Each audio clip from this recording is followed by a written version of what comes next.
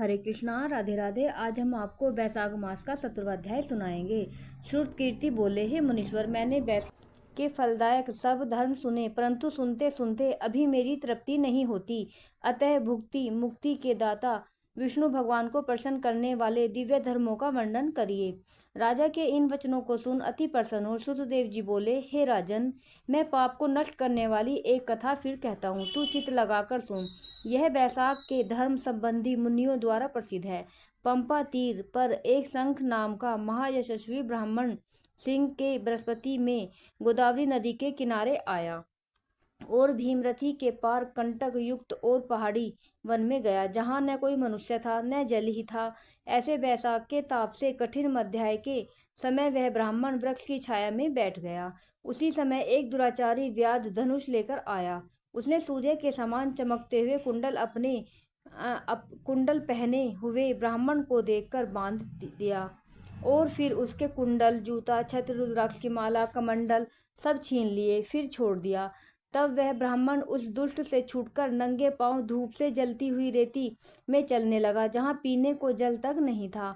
पांव जलने से बहुत व्याकुल होकर बैठकर हाय हाय करने लगा, जिसको सुनकर एक व्याध शीघ्र ही उसके पास आया और मुनि को दुखी व्याकुल देख उसके हृदय में दया उत्पन्न हुई और सोचने लगा कि उसके नए जूते तो मैंने ले ही लिए हैं।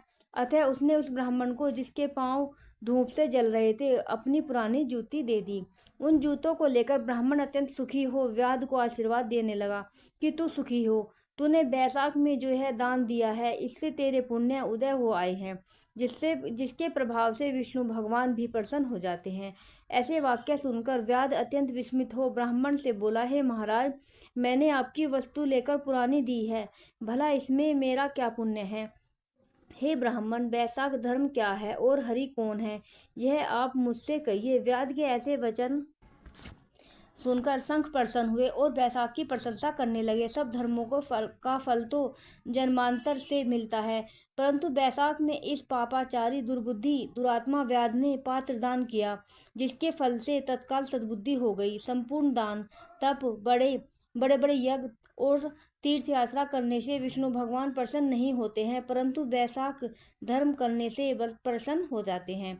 इस माधव मास में जो कृत्य घोड़े से धन से सिद्ध होते हैं, वह बहुत खर्च करने अथवा दान या धर्म यज्ञों के करने से सिद्ध नहीं होते। इस मास में ताप नाश करने वाली पादुका तूने मुझको दी है, जिससे भगवान तेरे ऊपर प्रसन्न हो गए हैं। अब तुझे कल्याण की प्राप्ति होगी। जब मुनीश्वर ऐसा कह रहे थे, उसी समय मृत्यु द्वारा प्रेरित बड़ा बलि सिंह व्याध वध के लिए अत्यंत क्रोध कर दौड़ता आया। बीच में देवयोग से देव कल्पित हाथी को देखकर पहले उसको मारने का महान उद्योग करने लगा। उस वन में उन दोनों सिंह और हाथियों का ऐसा संग्राम हुआ कि दोनों थककर गिर पड़े और दोनों एक दूसरे को देखते पड़े रहे। इधर जो कथा मुनीश्वर ने व्याध को सुनाई, देव योग से उन दोनों ने भी वही कथा सुन ली, जिसके सुनने से इनके शरीर निर्मल हो गए और सब पापों से छूट तत्काल पशु योनि त्याग कर स्वर्ग जाने को तैयार हुए। वे दोनों सिंह झुका हाथ जोड़े खड़े रहे। फिर धर्म उपदेशक मुनीश्वर मार्ग में व्याध के निमित्त उन्हें देख विस्मित हो पूछने लगे कि तुम कौन हो, तुम्हारा जन्म दुष्ट योनि में क्यों हुआ, अकारण ही वन में एक दूसरे को मारने को क्यों उद्यत हुए हो, तुम्हारी मृत्यु कैसे हुई? हे निष्पापो, सब कथा विस्तार पूर्वक मुझसे कहो। मुनि के ऐसे कहने पर वे कहने लगे, मतंग मुनि के दंतिल और कोलाहल दो पुत्र हुए। शाप दोष से उनके ये नाम हुए। एक दिन हमसे हमारे पिता मतंग महर्षि संपूर्ण धर्मों को जानने वाले कहने लगे कि हे पुत्रों, मधुसूदन भगवान के प्रिय मास में बैसाख धर्मों को करो, जिससे संसार बंधन की निवृत्ति हो। परंतु दुर्बुद्धि से हमारी समझ में कुछ भी नहीं आया।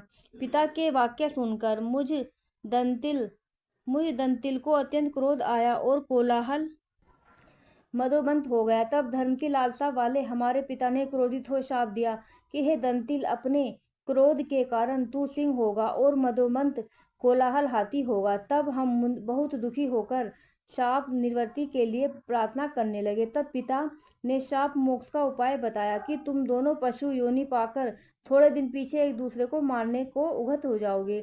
उसी समय व्याध और शंख के बैसाख धर्म विषयक संवाद देव योग से तुम्हारे कानों में जाएगा। तब तक्षण तुम्हारी मुक्ति हो जाएगी और शाप से छूट पूर्व धारण कर मेरे पास निवास करोगे। पिता के इस शाप से हमको पशु योनि मिली है। अब जो कुछ हुआ सो आपने देखा। देवयोग से हम दोनों यहाँ चले आए और आपका दिव्य संवाद सुना। उसी के प्रभाव से तत्काल मुक्ति हो गई। यह कथा कह दोनों ने मुनीश्वरों को नमस्कार कर मुझसे आज्ञा मांग अपने पिता के पास चले गए। सो सब कथा दयानिधि मुनि ने व्याध को सुनाई। देखो बैसाख का कैसा महात्म्य है। जब मुनि ने इस प्रकार कहा तब व्याध अपने शस्त्र फेंक कृपाल निष्प्रय प्रबल बुद्धि ऋषि से कहने लगा। राधे राधे। बोलो मधुसूदन भगवान की जय।